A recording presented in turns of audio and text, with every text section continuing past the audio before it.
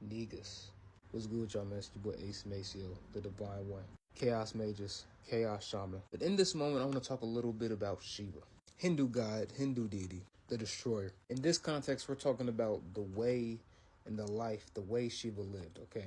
Understand, Shiva was the type of guy, he was your quintessential, pure monk lifestyle, pure spiritual work. All right, I bring this up because this is a state of consciousness, a state of being that one on this path may find themselves in when they're straight focused. All they care about is the spiritual work, pure spiritual and self-development.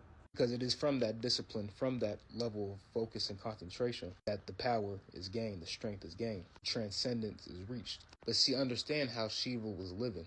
Shiva would be straight doing his spiritual work up in the mountains. It wasn't until he saw Parvati. It was Parvati, the divine feminine, the goddess, that made Shiva come down from this mountain. She brought him down to earth, taken from the spiritual world and grounded him, as well as expanded his work to a whole other realm. Now, there's many interpretations to this story. I'm just here giving mine, how I see it.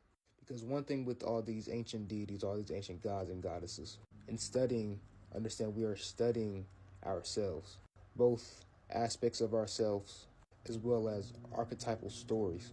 In reality, thus metaphors for life, metaphors of life. Because see, we are these gods, these spirits in the flesh, living stories, living mythologies, which in 2,000 years, our experiences may be looked back upon as being mythology or history. So these are universal stories.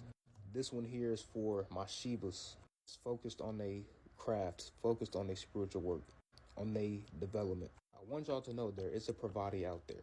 One is coming. The ancients gonna send her, like they did for Shiva. Literally making him come down to earth, bring him down to earth, grounding him. In that grounding, I want y'all to also look at the perspective of Shiva with Kali, and how Shiva letting Kali step on him, that she wouldn't destroy the world. That was also him putting his ego to the side. So shout out Kali, shout out Shiva, shout out Parvati. As a chaos magus and a chaos shaman, I would highly recommend you work with these energies. Kali and Shiva for ego disillusionment,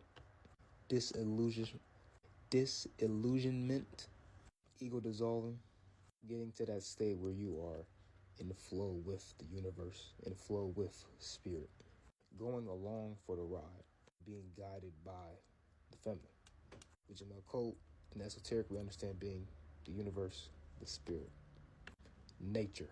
And as well, I want every goddess to know this. You are every goddess. You are Kali and Parvati. You are all Set and Ishtar, and Sekhmet and Bastet, as well as for my Negus, for all the gods. You're a generator, operator, and destroyer. You are Shiva. But do you see? See.